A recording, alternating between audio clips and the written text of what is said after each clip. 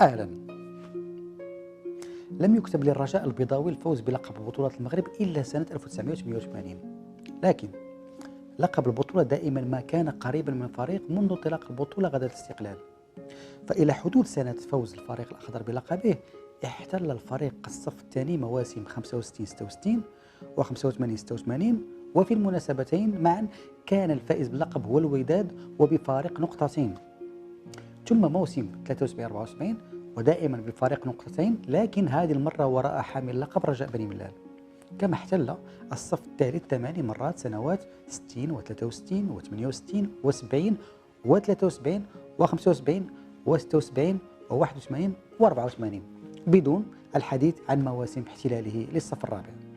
وكانت الحقبة الزاهية للرجاء عندما أتى على الأخضر واليابس طيلة 6 سنوات منذ موسم 95-96 ب6 ألقاب بطولة ولقب كأس العرش وكأسين إفريقيتين ومشاركة في أول كأس عالمية. كل ما سبق بغناه وأفراحه ربما لن ينسي جمهور الرجاء البيضاوي في لقب مستحق بعيدا عن كل تعصب أو انتماء ضيق، فهذا تاريخ ولا يمكن التحكم أو تغيير الأحداث، فالواقع لا يرتفع على كل حال. قد تختلف منطلقاتنا في النقاش، لكن عندما يتم احتكام العقل تتضح الصورة التي لن نختلف حولها. كيف ذلك؟ نضع الديكور أولا. موسم 59-60 هو رابع مواسم البطولة المغربية بعد انطلاقها سنة 1956، وشهدت تتويج 3 فرق على التوالي هي الوداد البيضاوي والكوكب المراكشي ونجم الشباب البيضاوي.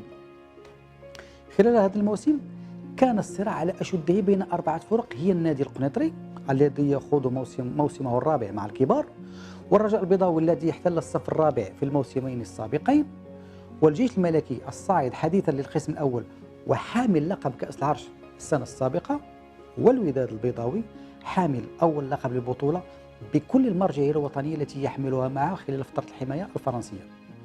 وكانت نقاط مختلف الفرق في الترتيب متقاربة بحكم أن نظام التنقيط آنذاك كان يمنح نقطتين في حال التعادل، مما استحال معه أن يكون الفارق جليا بين مختلف الفرق. هذا الموسم أي موسم 59-60 تبارك خلاله 14 فريقا، ولم يكتب للبطولة أن تنتهي بنفس العدد بعدما أعلن حسنة أكادير انسحابه من البطولة بعد خوضه 15 مباراة على إثر الزلزال الذي ضرب المدينة بتاريخ 29 فبراير 1960، لتمنحه جامعة كرة القدم لقبا فخريا للبطولة تضامنا مع معاناة ساكنته وفريقه. بعد منافسات حارقة وبعد مباريات كلها كانت في غاية السخونة بين مختلف الأندية، انتهى جدول الترتيب إلى حالة غير مسبوقة وفريدة من نوعها من خلال وجود 3 فرق في الصف الأول بنفس الرصيد من النقط 54 نقطة، وبنفس عدد الانتصارات 11 انتصار، وبنفس عدد التعادلات 8 تعادلات، وبنفس عدد الهزائم 5 هزائم، وذلك بعد أن تم سحب نتائج مباريات جميع الفرق التي خاضت مبارياتها مع حسنة أكادير المنسحب.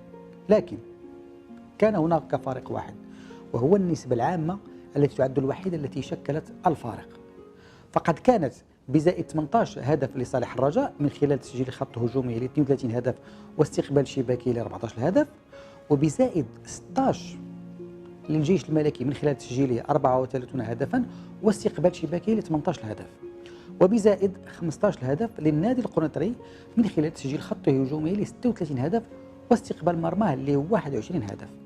حينها كان أغلب المتتبعين يرون أن الأمور منتهية ومنقضية لصالح الرجاء بحكم نسبته العامة المرتفعة، لكن الأمور أخذت منحا آخر، فهناك من تحدث عن غياب أنظمة للبطولة تقنن هذه الحالة الشاذة، والبعض آخر تحدث همسا وسرا عن سلطة فريق الجيش الملكي الذي كان يسمى آنذاك بفريق المولى حسن في إشارة إلى ولي العهد مؤسس الفريق قبل حوالي سنتين. وبين هذا وذاك طلع قرار لجنة القوانين بجامعة كرة القدم التي كان يقودها الاستقلالي عمر بوستة يقضي بإجراء دوري يجمع الفرق الثلاثة. ربما كان وقع القرار بردا وسلاما على النادي القنيطري والجيش الملكي، لكنه لم يكن كذلك بالنسبة للرجاء البيضاوي الذي اعتبر نفسه الأحق باللقب ولا حاجة له لإجراء دوري شبيه بتجربة بلاي أوف. فإذا كان تنظيم حالة تساوي الفرق في النقاط غير منصوص عليه في أنظمة الجامعة، فإن دوري مصغر هو أيضا ولد غير شرعي في أنظمة غير مكتملة النمو. لم تعبأ الجامعة باستئناف فريق الرجاء الذي ندد بقرار يعصف بمجهود موسم كامل وبحل لا يتلائم مع ما هو معمول به دوليا، وذلك بدون الدخول فيما إذا كان القرار جاء إرضاء للجيش الملكي ورئيسه آنذاك المغفور له الحسن الثاني. وفي الصورة تظهر قصاصة لجريدة مغربية تشير وقتها إلى قرار استئناف الرجاء لقرار الجامعة مأخوذة من كتاب دقيق وممتع للدكتور عبد الكريم الشاب في كتابه المعنون النادي القنيطري وقائع وأحداث تاريخية. تقرر أن تجري مباراة واحدة فاصلة بين النادي القنيطري والجيش الملكي يوم الأحد 26 يوليوز على الساعة 5 مساء، ومن خبث الصدف أن تجري المباراة بملعب فيليب الدار البيضاء معقل فريق الرجاء، وكأن في الأمر نكاية في فريق مارس حقه في رفض قرار ظهر له بالعين المجردة أنه معيب. وأترككم مع تصريح قصير لكنه معبر لبهيجة اللاعب السابق للرجاء البيضاوي وواحد ممن حضروا الواقعة يدلي بشهادته لموقع البطولة كوم، ونعود لكم بعد هذا التصريح. دينا الشامبيونا قالوا لا الجيش والكاك توا يكزيكو معاك، نحن غالبين الجيش وغالبين الكاك، الكولا فيراج والكولا فيراج ديالنا. كانوا طلبوا منكم الى لعبوا ماتش ورفض فريق الرجاء. ما لعبناش ومشات لكم الشامبيون. مشات راه هي بغات تمشي من تما ولا ما بغيناش نلعبوا، خلاها بوجه ولا خلاها اليوم. وحنا كنا في القضيه ديال الجيش، حنا كنا اللعابه تناخذوا البريم قبل ما نلعبوا معاهم. نعم. ونشدوهم تنصوتوهم، كنا يخسروا معانا، تندخلوا كاع دوك اللي تيدوا الشامبيونات تنشدوهم تنوريوهم شنو هي الشامبيونات. حضر النادي القنيطري للمباراة وفق ما أوضحه الدكتور عبد الكريم الشاب بتشكيلة ضمت عمار المنصوري وحسين الدوش وحمو ومصطفى وبالخير وعبد السلام وعبد الكريم ومحمد والخميري وتشيكو والمدرب الخبيري. أما الجيش الملكي فحضر بكل من العربي وبن ناصر وعزوز وعماري وقاسم والترغالي وحمو وصالح ومصطفى وزنايا والزاز والمدرب كليزو. المباراة شهدت تعادلا بهدفين لمثله في الشوط الأول، ثم بهدفين لمثلهما في الشوط الثاني من توقيع الخميري اللاعب والمدرب وحسين الدوش للقنيطريين ومصطفى والزاز للعسكريين، وكانت الأسبقية دائما لفريق سابو. وفي الوقت الذي اعتقد الجميع أن المباراة ستنتهي بالتعادل، خطف لاعب نادي القنيطري محمد الكرة بسرعة مستغلا خطأ المدافع عزوز ومرر الكرة لمصطفى الذي سجل هدف الفوز.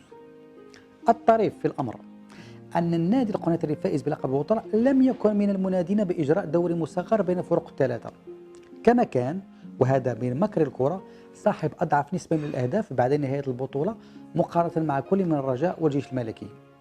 وكان هذا اللقب فاتحة خير على القنيطريين بعدما حققوا أول وآخر لقب كأس العرش في تاريخهم في السنة الموالية بعد فوز مع الوداد في النهائي بهدف لشيء من توقيع عبد السلام. بعد هذه الواقعة تم تسجيل نفس الحالة في مناسبتين في تاريخ البطولة بعد ذلك.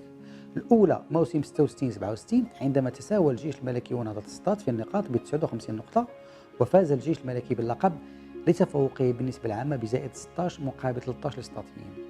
وموسم 74-75 عندما تساوت المولودية الوجدية والمغرب الفاسي في الصف الأول ب 68 نقطة، وكان اللقب للوجديين بما أن نسبتهم العامة بلغت زائد 15 مقابل 12 للفاسيين. لسنا في موقع إطلاق الأحكام على وقائع تاريخية لها خصوصيتها وظرفيتها وأحكامها أيضا، كما لا ينقص ذلك من لقب سجل باسم نادي القنيطري الذي فاز ب3 ألقاب أخرى للبطولة بعد ذلك.